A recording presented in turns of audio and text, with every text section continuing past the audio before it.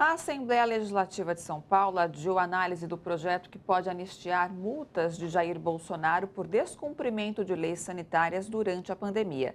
Sob pretexto de aprimorar as cobranças de créditos tributários inscritos na dívida ativa estadual, o governador Tarcísio de Freitas enviou a proposta ao Legislativo e aproveitou para inserir o jabuti da anistia aos multados. No caso de Bolsonaro, ele teria que pagar mais de R$ 1 milhão por não usar máscaras durante visitas ao Estado.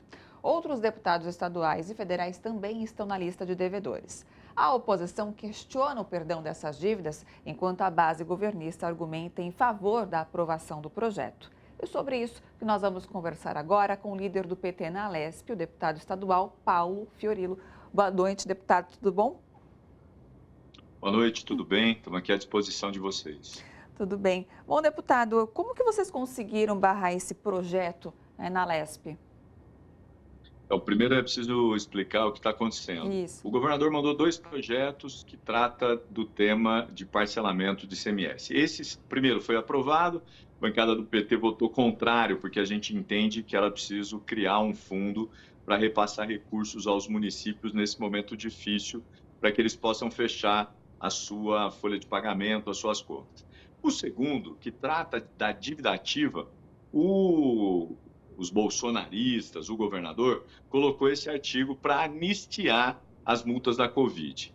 Isso tem gerado uma polêmica muito grande, porque uma parte tem defendido a manutenção do artigo e nós, da oposição, e também de outros partidos, como o PSDB, somos contrários à manutenção desse artigo. Primeiro, porque é o artigo que beneficia aqueles que contribuíram de forma negativa com a morte de mais de 700 mil pessoas no Brasil. O ex-presidente Bolsonaro é um negacionista, divulgou remédio que não tinha nenhuma funcionalidade para o combate à Covid, aglomerou, não usou máscara e tem uma multa que passa de R$ 1 milhão. Ele depositou em juízo, mas está aguardando a anistia para poder retomar esses recursos. O filho dele também deve mais de 130 mil. E você tem outros deputados, como o deputado Gil Diniz, que também tem uma dívida menor, mas que não pagou e está inscrito na dívida ativa. Esse caso é gravíssimo, porque se ele não pagou, ele não pode legislar em causa própria. Então, nós estamos questionando isso. E é esse debate que impediu que o projeto avançasse na última quarta-feira e volta ao debate na próxima terça-feira.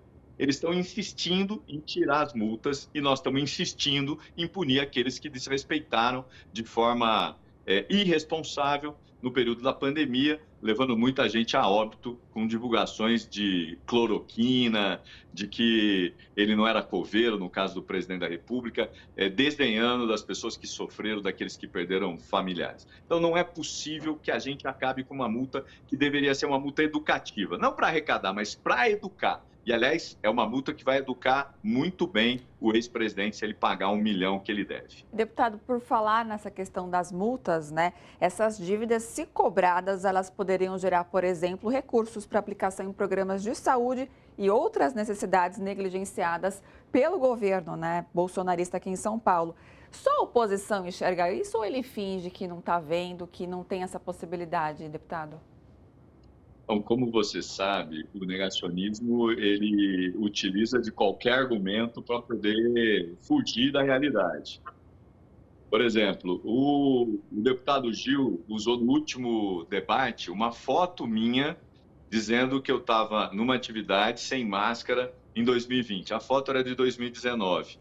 Então, esse tipo de coisa serve para like dos bolsonaristas, mas não daqueles que têm a ciência como referência, a seriedade na política. Por isso que a gente tem evitado que esse projeto avance e nós vamos brigar para que o artigo 36, que é esse malfadado artigo que anistia as multas da Covid, prossiga.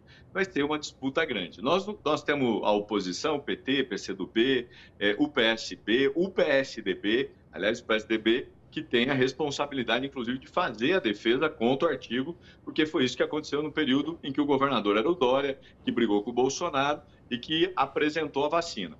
Nós estamos entendendo que esse debate, apesar de ser um debate ideológico, ele é necessário, porque nós não podemos apagar a história. Nós não podemos dizer que está tudo certo, deixa de pagar. Aliás, ao contrário, como você disse, os recursos que vão ser recolhidos para a saúde.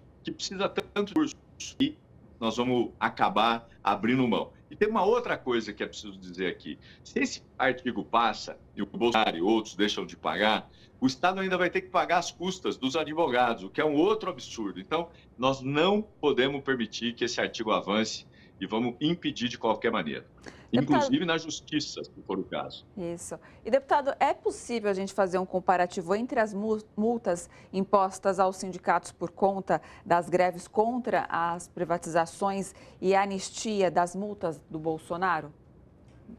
Eu acho que é possível fazer um paralelo para mostrar a incoerência. Aliás, tem outras questões que a gente podia utilizar como paralelo.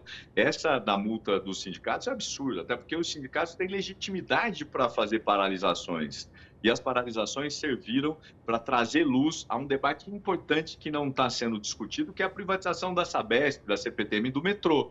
Hoje, todo mundo sabe que esse debate está colocado graças à greve que foi feita essa semana.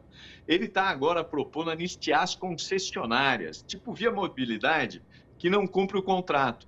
Abriu um edital para discutir isso. Então, percebe como é um governo incoerente. Agora, a pior incoerência que eu preciso dizer aqui é que nós questionamos a PGE. A PGE produziu esse projeto. A PGE diz assim, esse artigo não tem nada a ver com a gente. Nós questionamos o secretário da Fazenda, disse a mesma coisa. Nós questionamos o secretário Kassab, disse a mesma coisa. O deputado Barba, quando falou com o governador para agradecer a sanção do projeto da consciência negra, disse ao governador que tinha problema num jabuti, num projeto importante para poder fazer com que as empresas se regularizem. O governador diz, não tem problema, pode tirar o projeto, pode tirar o artigo. Agora, ninguém assume a paternidade do artigo. Então, é uma incoerência atrás da outra.